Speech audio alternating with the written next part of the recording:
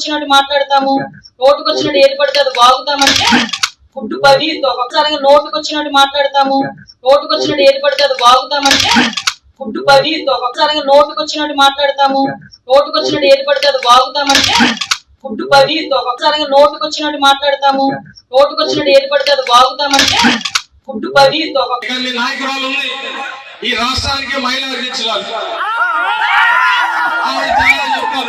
నిన్నగాక మొన్న ఆ పప్పు కొని తీసుకొని వచ్చారు. నాకైతే ఆవిడ గురించి మాట్లాడడం కూడా ఇష్టం లేదు, ఎందుకంటే మనం మాట్లాడితే ఆవిడ స్థాయి పెరుగుతుంది.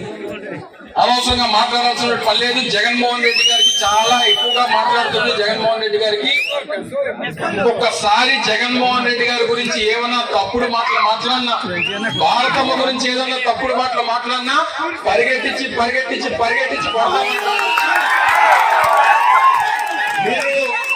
మీరు మీ నాయకులు పుస్తకాల్లో రాసుకోలేమో, మా నాయకులకి మా కార్యకర్తలకి ఏ పుస్తకంలో రాసుకోవాల్సినటువంటి పని లేదు.